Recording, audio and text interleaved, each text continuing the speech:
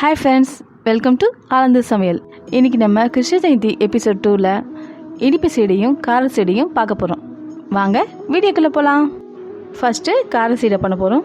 இதுக்கு முதல்ல பச்சரிசி மாவு 1 கப், உடச்சக்கல்லையை நான் பவுடர் பண்ணி வச்சுருக்கேன், அது ஒரு 1/2 கப், உளுத்தம்பருப்பை பவுடர் பண்ணி வச்சுருக்கேன், அது ஒரு 2 ஸ்பூன் போட்டுக்கலாம். Red chilli powder 1 table spoon, எள்ளு 1 டேபிள் ஸ்பூன்,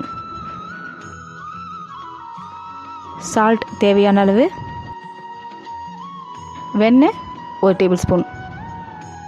எல்லாத்தையும் கொஞ்சம் லைட்டாக தண்ணி மிக்ஸ் பண்ணி நல்லா திக்காக பிசைஞ்சு வச்சுக்கலாம். இப்போ இதை சின்ன சின்ன உருண்டையாக பிடிச்சி வச்சுருங்க. கடாயில் எண்ணெய் காய்ச்சதும் நம்ம குட்டி குட்டியாக பால்ஸ் பண்ணி வச்சுருக்கிறது எல்லாத்தையும் எடுத்து அதில் போட்டுடலாம்.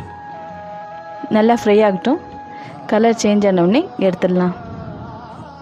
அவ்வளோதான், நம்ம சீடை ரெடி ஆகிடுச்சு, எடுத்துடலாம். நம்மளோட கார சீடை ரெடி. இப்போ நம்ம செகண்டு இனிப்பு சீடை பண்ண போகிறோம். இதுக்கு ஃபஸ்ட்டு பச்சரிசி மாவு 1 கப் எடுத்துக்கோங்க. அதை கடாயில் சும்மா லைட்டாக ஃப்ரை பண்ணி எடுத்து வச்சுக்கோங்க. பேன் வச்சுட்டு அதில் 1 கிளாஸ் தண்ணி ஊற்றிட்டு 1/2 கப் வெல்லம் அதில் சேர்த்து வெல்லம் நல்லா கரையட்டும். நல்லா கரைஞ்சிருச்சு. இப்போ எடுத்துடலாம். நம்ம ஃப்ரை பண்ணி வச்சுருக்க பச்சரிசி மாவை எடுத்து ஒரு பவுலில் போட்டுக்கோங்க.